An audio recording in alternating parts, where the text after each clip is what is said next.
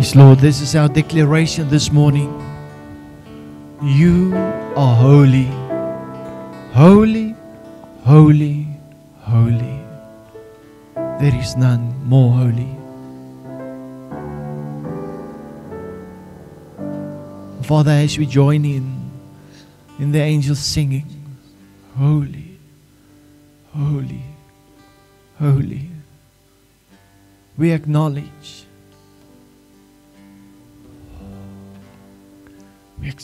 you as the God of gods. We declare this morning, Lord, that when you start something, there's change. We declare this morning that when you arrive at a place, everything will change. This morning I thank you that you are here. And so we are touched. And so we are changed.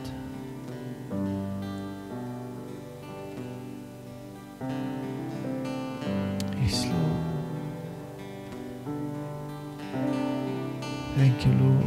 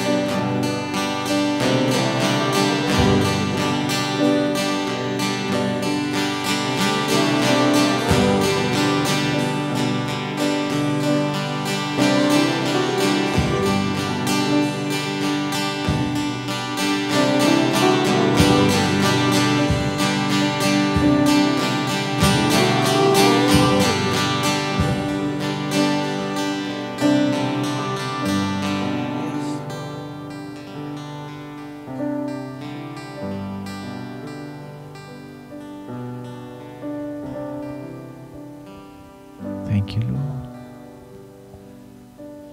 What a privilege to worship the King of Kings. What a privilege to know that when we worship the King of Kings, He is with us. We're not singing for ourselves. We're not singing for one another. He's here. He's here. What a privilege, Lord, to know that you make the time to be with us.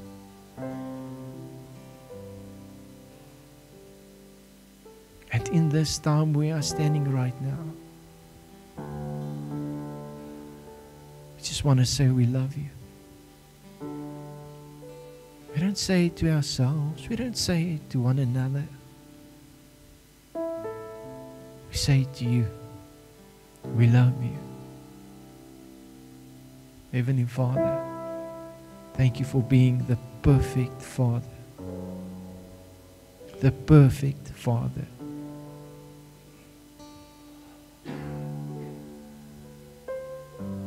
Father, be glorified this morning. Be glorified by everything that's happening here this morning. Yes, Lord. Amen. Amen. Amen. Let's have our seats.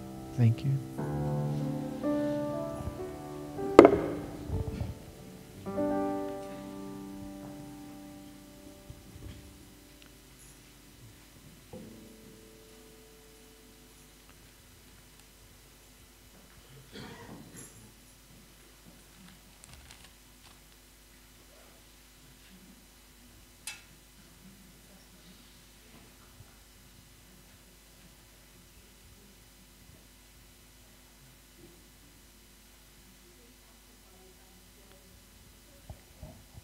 So this morning I want to share some thoughts with you concerning kingdom love. And on this month, I've been on an adventure, or you can call it a journey. But I discovered some things about the kingdom, maybe some things that I've forgotten. I've heard all about it. Maybe some things that I've missed in the process of being a child of God, or whatever it is we are busy with. But then the Holy Spirit comes and He just focuses your attention on certain things, and I've realized over time that when the Holy Spirit is doing specific things, drawing my attention to specific things, it's not for nothing. There's a reason for it. And this morning I want to share with you about kingdom love. And turn with me in your Bible to 1 John 4, verse 8.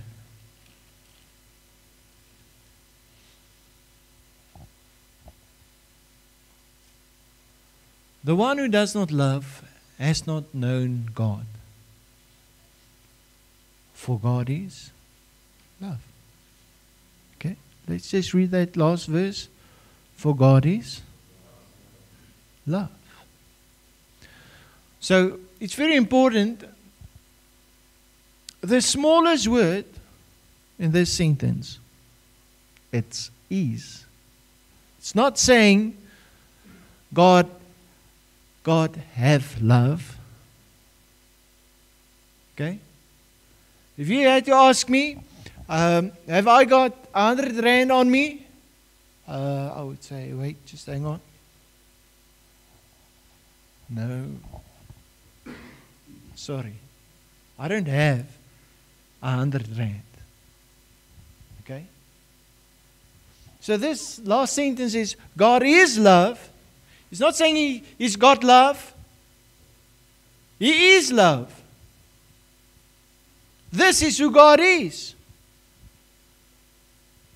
The source of God, the existence of God, what God is love. God cannot stop loving. He cannot be something else. He cannot reign out of love. Okay? But sometimes I've got 100 rand on me. But sorry, this time I don't have 100 rand on me. This is not who God is. You can never approach God and not find love. This is His being. This is how He operates. So God will not operate without love. And we need to understand this. Because we might have different thoughts about God and different ideas of who God is and how He works. But this morning it is important for you to realize this simple, powerful statement: God is love. Can you say this with me? God is love. This is so powerful.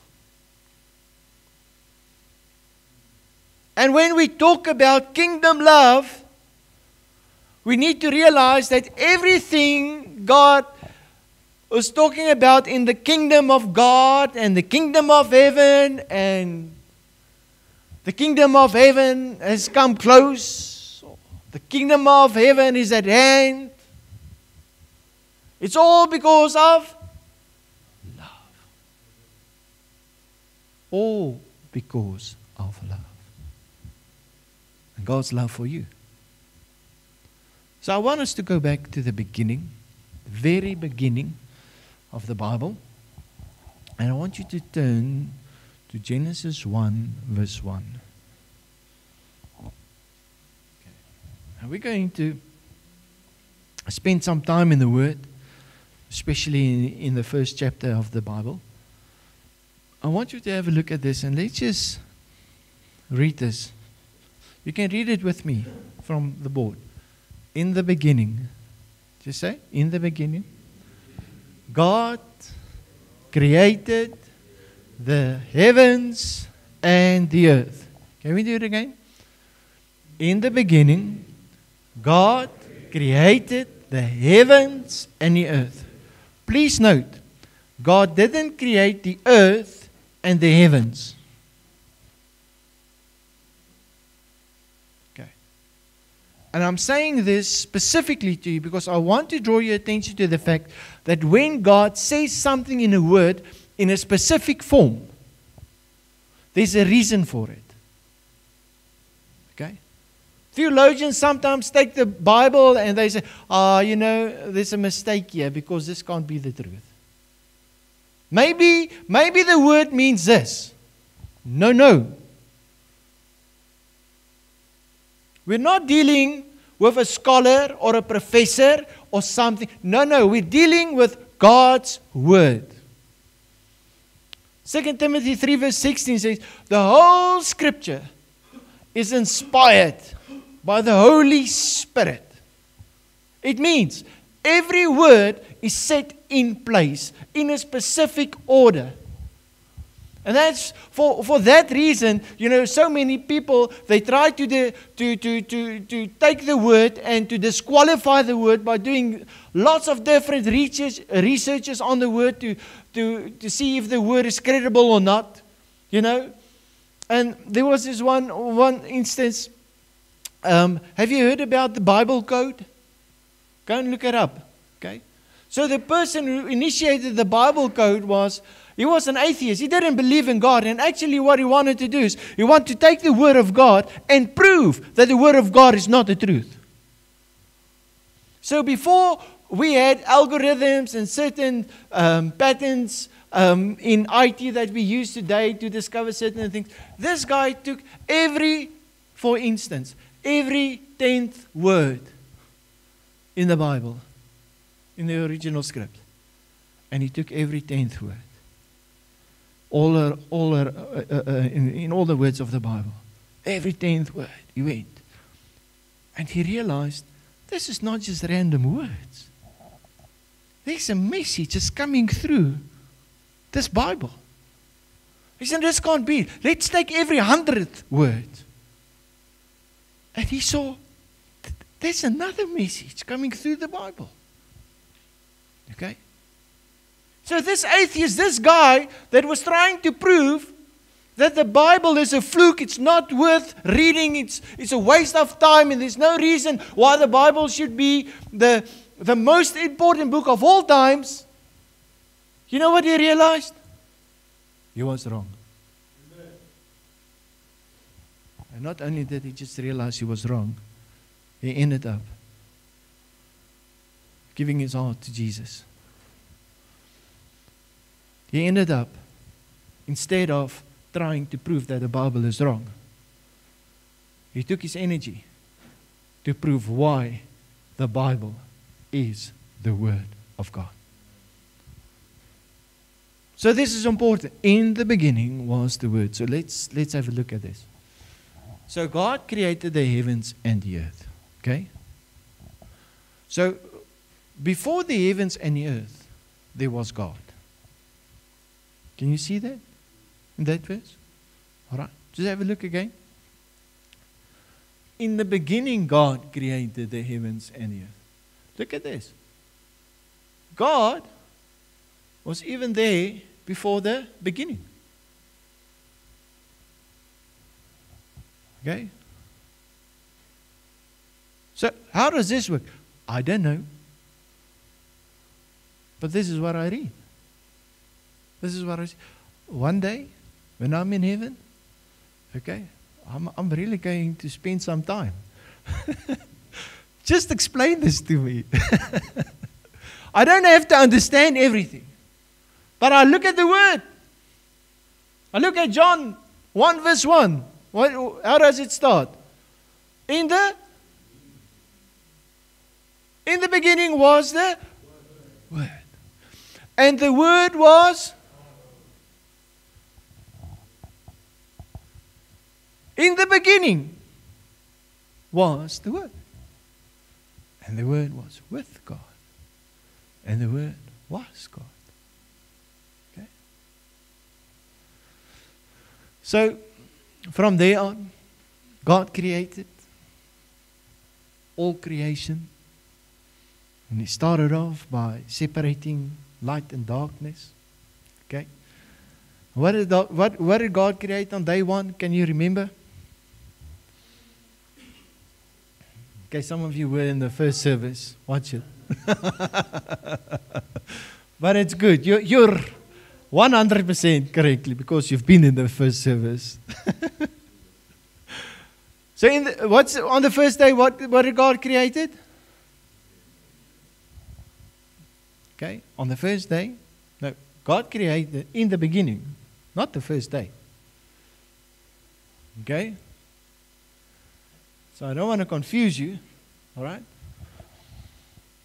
So the beginning was not necessarily the first day. Okay? Verse 2. Okay, listen to me. In the beginning, God created the heavens and the earth. What does verse 2 says? Anyone who've got a Bible with them? The earth was without form and void, empty. Okay? How can something be empty if there wasn't something there? Okay? I don't want to confuse you. All right. In the beginning is not day one. All right. Go to verse 3. Just read verse 3 for me. I've got my Afrikaans Bible here, but that's not going to help you, so I need a reader. Just come here.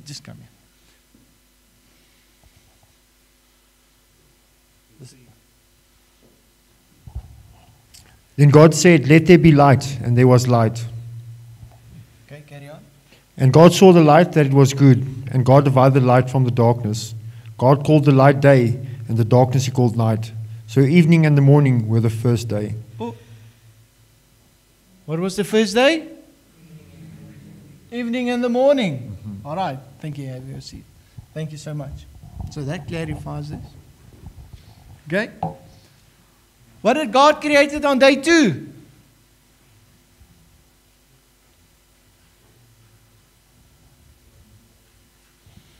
He separated the waters from dry land. Day 2. Okay? Remember, everything was without form, de mekaar, en leeg, and void. Okay? There was no form. Day 2, God separated the waters and the dry land. What did God create on day 3? The plants and the trees and all the vegetation on the earth. Day 4? No. Not yet. Just hang on. Right? He created and he gave, that's right, the seasons, the sun and the moon and the times. Okay? All right. Day 5? Animals. All the animals. On the earth, in the water, roaming around, flying around, swimming. All the animals were created on day 5. And on day 6, He created man. So why didn't God create man on day 1? Right? Just say again what you say. He had to make something for man to live on. Not just to live on. We're going to look at it now. Okay? He did not create man on day 1. He did not create man on day 2. He did not create man on day 4, 3, 4, 5. No. When He had created everything else, He created man. And let's go to verse 26 and let's have a look at this idea of God creating man. Thank you. If you can put it on. Verse 26. And God said, let us. Us. Who's the us? Okay? Father, the Son, and the Holy Spirit. He said, let us make man in our image, after our likeness, and let them have dominion over the fish of the sea, and over the fowl of the heavens, and over the cattle, and over all the earth, and over all the creepers creeping on the earth. Let's just hang on there for a while. God created, this was part of God's creation. On what day did God create man? But if we read the first verse or first line, it says, and God said, let us. There's a difference between creating something and making something. When you create something, and the Hebrew word for creation, it's called bara, B-A-R-A, bara, and it means to make something from nothing. That's creation. Okay? So the sixth day of creation, God made something from nothing. It wasn't there, it didn't exist up until that time. But this word make, where he says, let us make man, it means in Hebrew, or the pronunciation in Hebrew is asa. A-S-A. It's very easy to remember that. Asa. And asa means to form something. Listen. To form something from something. It's to make a copy of something. It's taking something of you and making it. Okay? This is how we make things. And this is how we were made. This is how we were created. So in this combination of creation and making, you know, this is so profound actually, because we were made from God. We were made from His thoughts. He had a plan. He had an idea. And before He made man, and if I say man, I don't mean male and female. I mean man as in mense kinders. Mense, people. Okay? Before He made man, He had a plan to make man. He had an idea. Listen, He had a reason. It wasn't just something, oh, what are we doing on day 6 now? No. So verse 1 says, in the beginning God created the heavens and the earth. So why would God create the earth especially?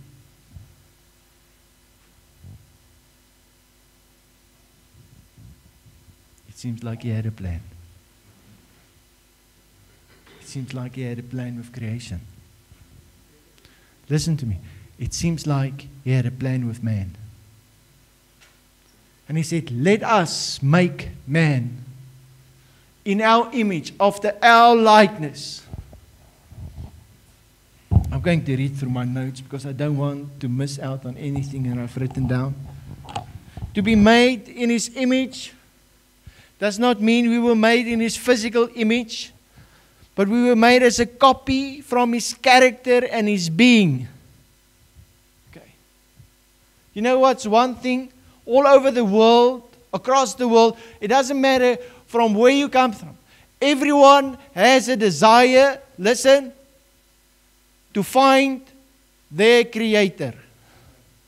Where is this coming from? Where is this idea coming from? Okay? Have you ever seen someone wanting to graze like a cow in the field? If they find you doing that, they might send you to a mental hospital. Because that's not the way it should be done. This is not how it should be. This is not how we were created to. So we've got this thing inside of us. Listen.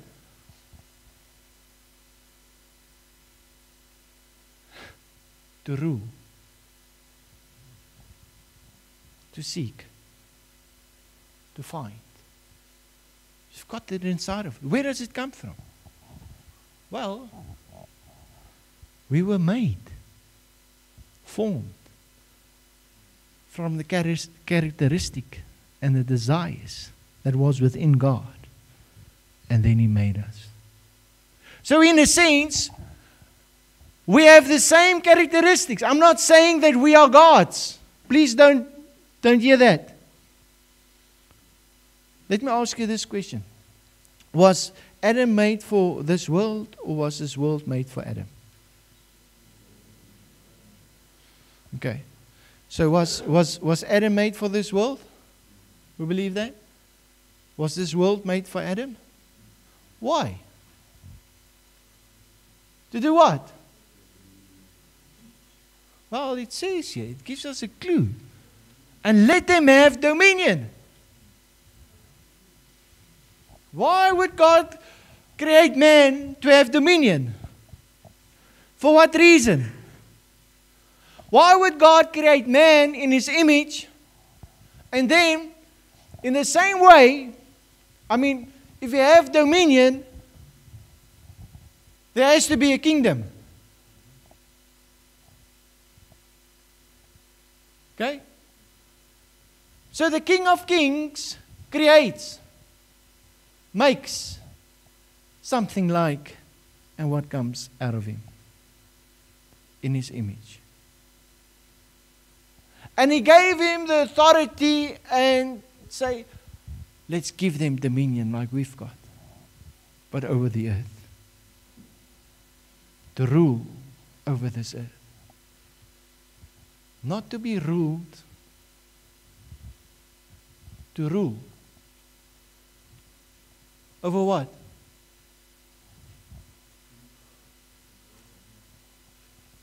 The fish, the fowl, the cattle, over all the earth, and over all the creepers on the earth. God never gave man dominion over man.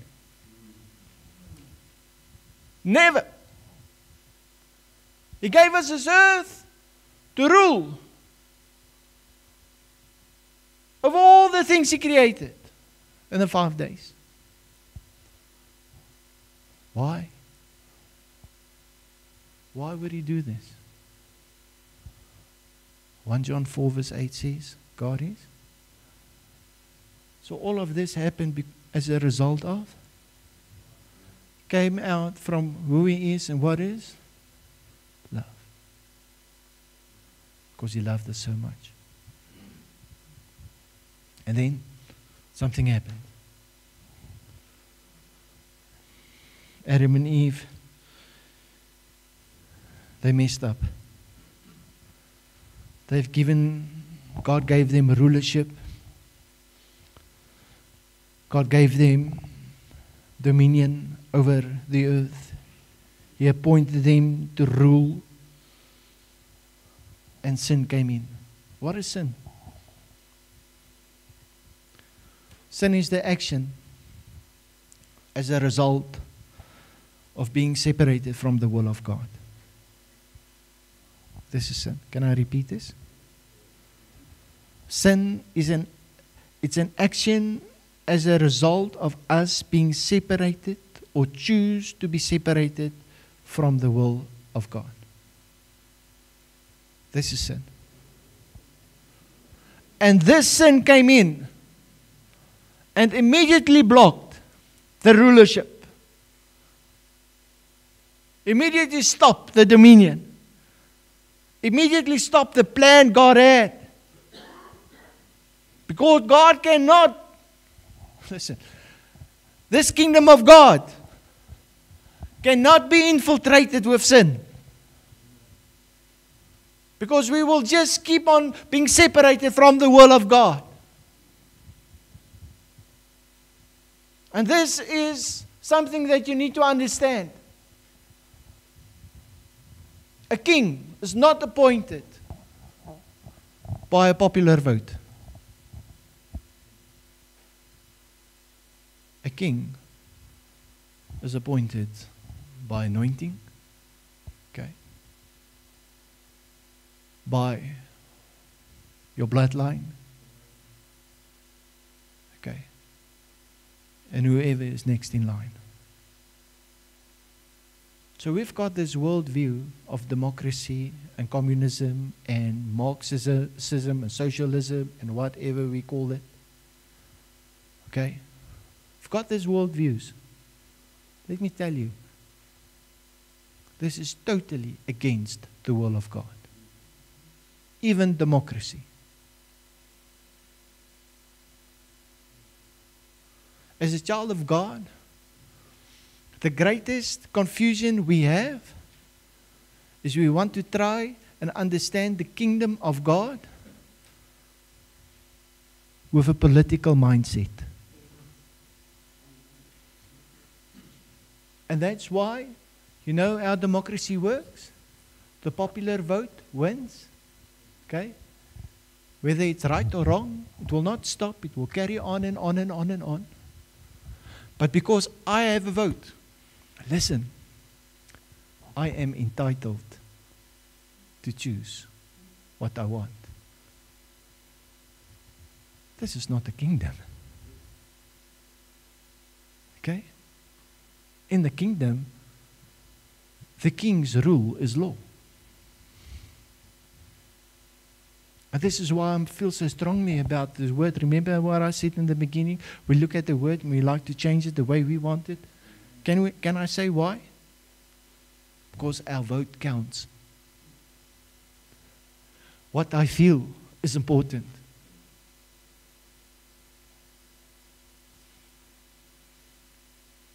This is not kingdom. You see, your rulership can only be in the kingdom you have been given dominion of. You cannot rule the kingdom of God with socialism. You have no dominion in the kingdom of God with democracy. You have no dominion in the kingdom of God with Marxism. How was it that Adam and Eve fell into sin? They listened to foreign voices. Not the words of the kingdom. After the king's rule and law was given. And that's how they got separated into sin. Why am I saying this? I'm not really, this is not even in my word for what I had to say.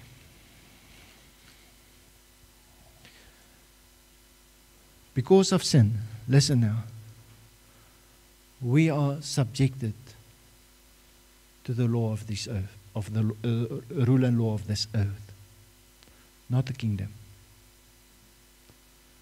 We have lost our rulership. And then Jesus was sent to earth as a man. Why was Jesus sent as a man to earth? And not as an angel? We read in Daniel and the prophets and we see all these heavenly beings with so many eyes and so many wings and it's so magnificent. And yet God chose to send His Son in the form of a man. Why? For people to relate to Him. Let's relate to Genesis 1 verse 26. And God said, let us make man in our image after our likeness and let them have dominion over the fish of the sea. So the rulership was given to who? Dominion was given to whom? Who lost the dominion and the rulership?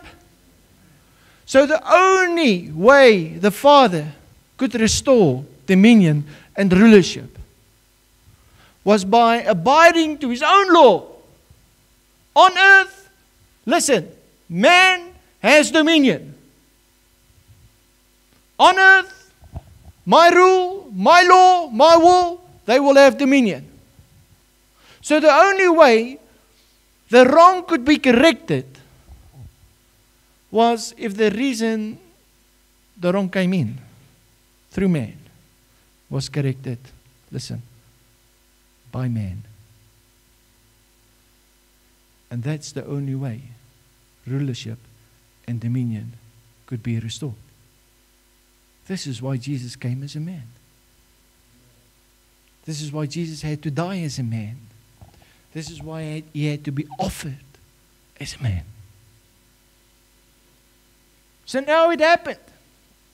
Restoration took place. And as soon as Jesus came on to the earth, he started to preach. Do you remember what he preached?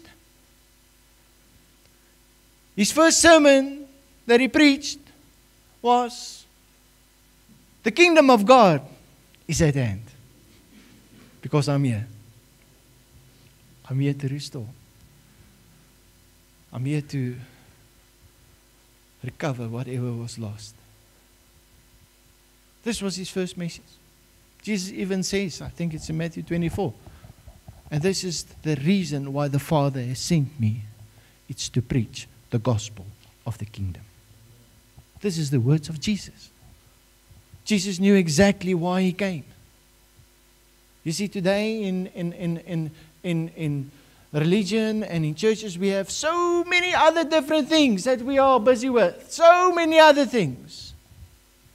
We can call it whatever we want.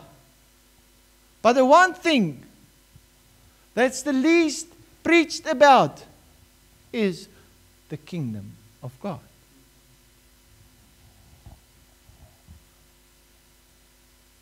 We talk about money.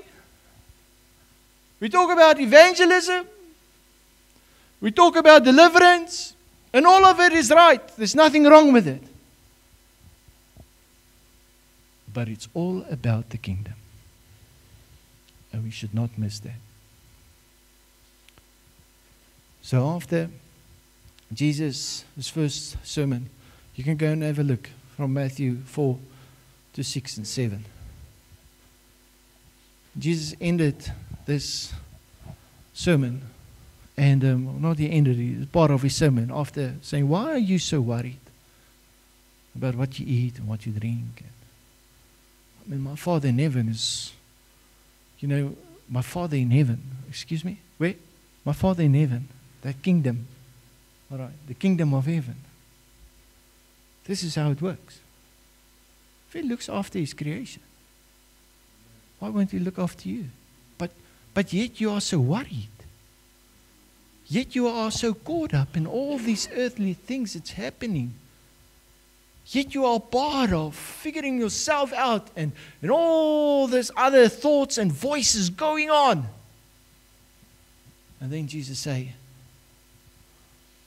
seek ye first, Matthew 6 verse 33, the kingdom of God and his righteousness, and all these things shall be added unto you. So eventually the disciples listen to what he says and the stories he tells about the kingdom. Okay? And at one stage they ask, Lord, teach us how to pray. You ready for this? Do you know that the Lord's Prayer? Help me. Our Father. Whoa! What now? Where? Our Father, which art in? Okay. Carry on. Yes? Who? What? Whose kingdom? Lord, teach us how to pray. Thy kingdom come. Thy will be done. Thy rule, thy law be done. Where? Whose kingdom? Matthew 6:33 says, seek ye. So before he addresses anything else, after he approached our Father, which art in heaven, hallowed be thy name. First, the kingdom of God and his righteousness. And he carries on. Okay, let's say, thy will be done on earth as it is in heaven. Carry on. Give us this day a daily bread. Forgive us our trespasses as. Okay, wait. Give us today our daily bread.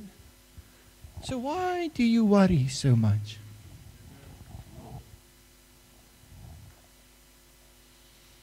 Why do you worry? Look at the birds in the field. In my Father's kingdom, this is how it works. He created them. He looks after them. This is how it works. They don't worry. They don't worry. Give us today our daily bread. Seek ye first the kingdom of God and his righteousness. And all these things shall be added unto you. Okay? Forgive us our trespasses. How? As we forgive. Wait. You don't know what this guy did to me, man. Yeah? Can I tell you? The greatest claw, the greatest accusation the enemy has on children of God is what? Unforgiveness. The greatest thing. The greatest thing the enemy has access to children of God in the kingdom of God is unforgiveness. And he says, pray this. Father, forgive my sins as I forgive those that sin against me. Does that mean if I don't want to forgive, I'm in trouble? Yes, exactly. Is that how important forgiveness is? Exactly.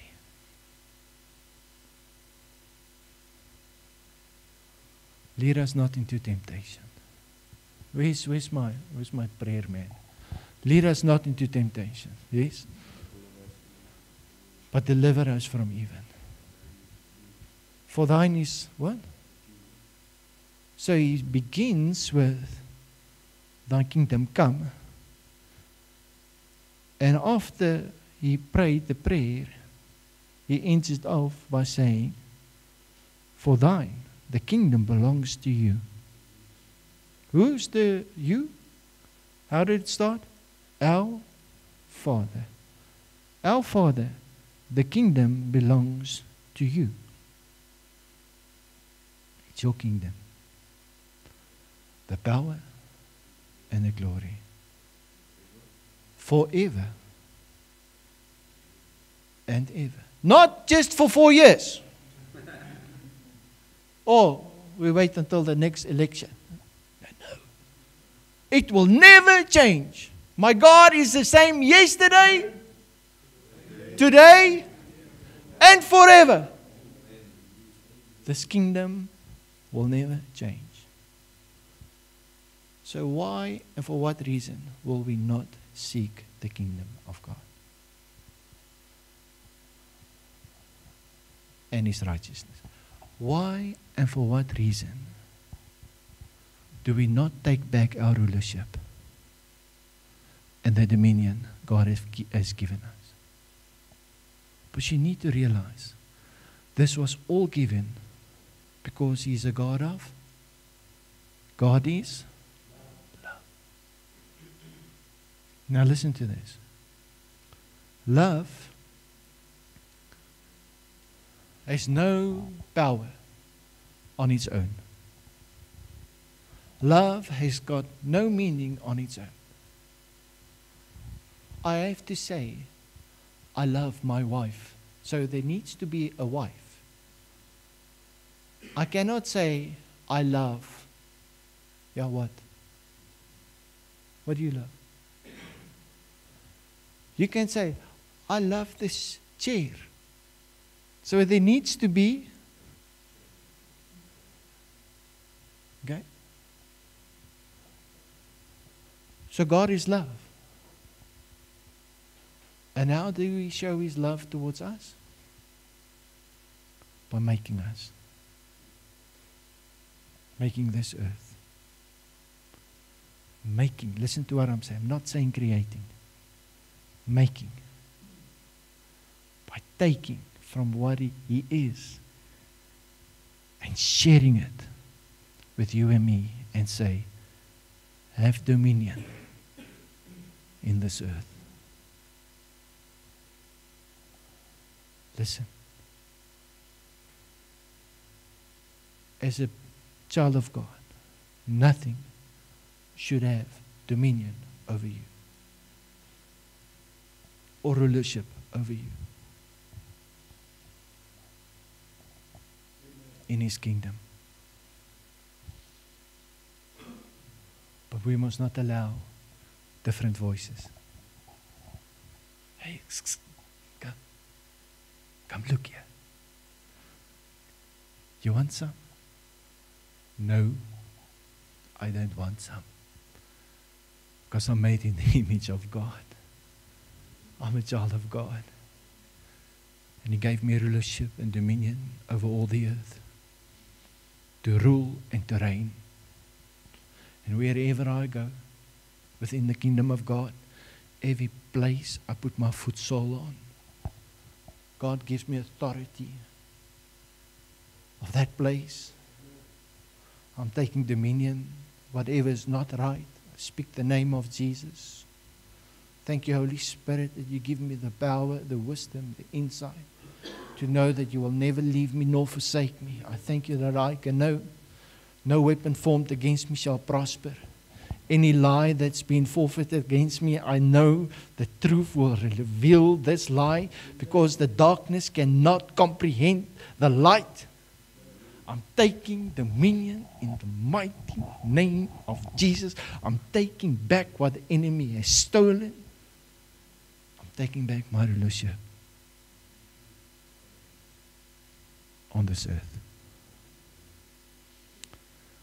So why don't we wait for the heavens to rule in the heavens? We were not made to rule in the heavens.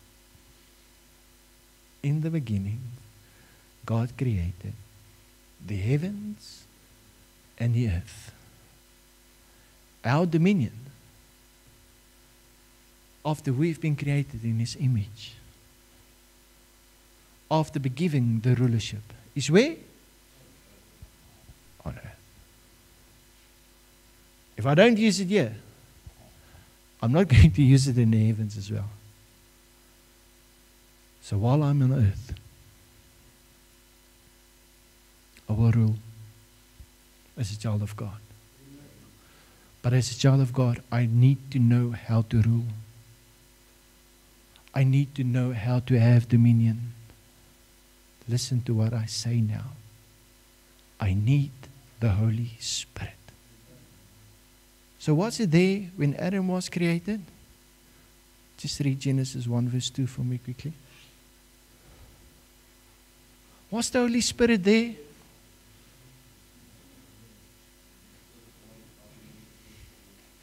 Say it. And the Spirit of God was hovering over the face of the waters. But everything was de mekaar and void. No form. Until God stepped in. Okay. So the Holy Spirit was there. So what was the first thing God said to Adam? What did Adam have to do? What did he have to do? He had to, listen now, he had to name what? How did God create the heaven and the earth? God said. What's the first thing He gave Adam to do? Use his mouth to make a sound. And whatever He named it, so it was. Yes. That same authority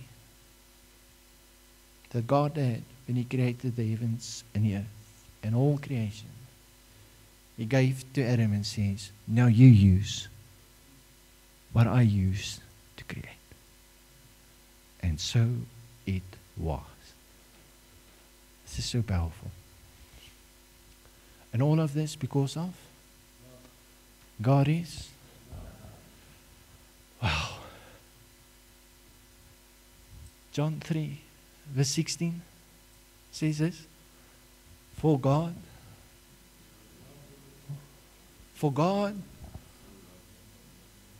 so loved the world which He has created, that whoever believes in Him shall not perish but have everlasting. Just put up 1 John 4 verse 9. And this is the love. So where did we read the first time? John 3 verse 16. Okay. Take note. What is this book? 1 John. Listen, it's the same person that wrote John and 1 John. Okay. No, serious. This is. I know there's many Harveys, okay, in South Africa. But I don't think around the world. In South Africa, because it's not an easy name to pronounce. Okay. But this is the same John. Okay. The same John that wrote John 3 verse 16 is the same John that wrote 1 John 4 verse 9. Listen. In this, the love of God was revealed in us. Because God sent His only begotten Son into the world. Why? To restore the dominion and the rulership. That we might, say that, live through life through Christ is the restoration of the kingdom. It's the only way. And this is how God has showed His love for us. This is how we experience His love. Can we just go back to the previous verse? And I'm ending off with this. 1 John 4 verse 8. It was right in the beginning. 1 John 4 verse 8. The first verse we read. There you go. The one who does not love has not known love, does not know God. Why? God is love. And I want to tell you, what can separate us from the love of God? You know what can separate you? Your mind. Different voices. Not from God's side, but from our side. God stays the same. But we miss out if we open ourselves to different things. Okay. So why am I saying this to you? I want to tell you, as a ruler, child of God, you are a ruler and you have dominion that God has placed in your hand. This is the calling God has made on men from the beginning of time. From the time in the beginning when He created heavens and earth, because He had a plan. Okay. It manifested on day 6 in His creation. But God had a plan with you, with me, wherever you are. Listen, God have a plan with you in Sabi, because you are here now. All right? Some of you are going to go to different places over a period of time. But you're here right now.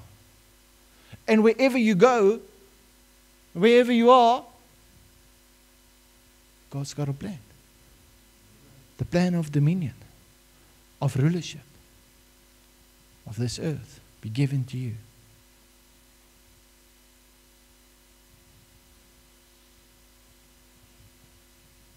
want to encourage you. Seek first the kingdom of God and His righteousness, and all these things shall be given to you without an effort. That's the way the kingdom works.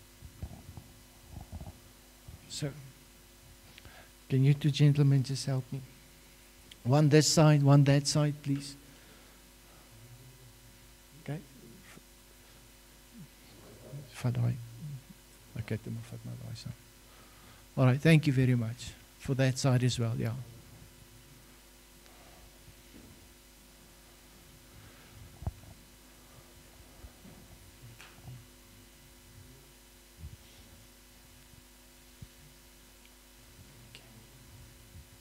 Thank you so much.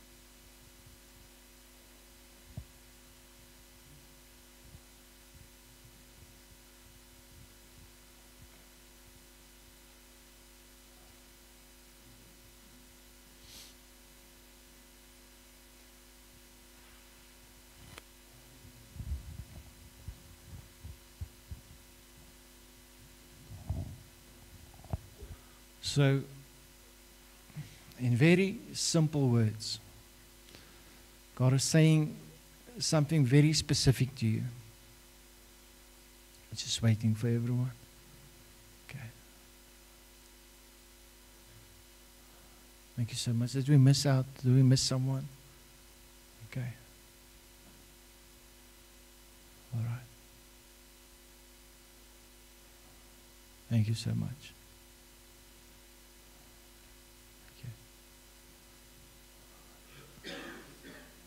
Very specifically,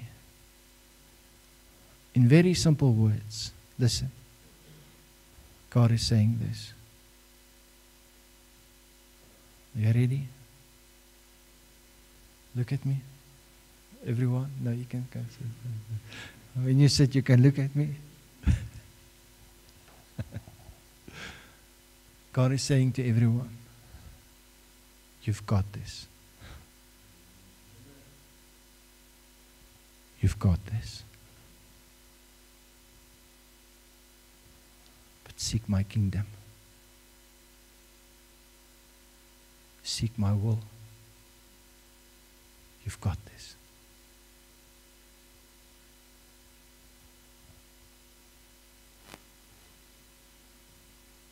And if you believe this, and you believe all of this is true because God is love, then we can share in the greatest gift that God has showed His love towards us by giving us His Son.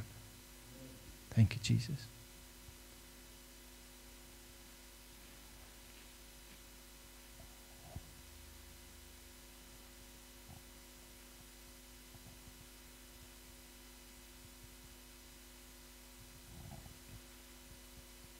Thank you for your blood. Amen.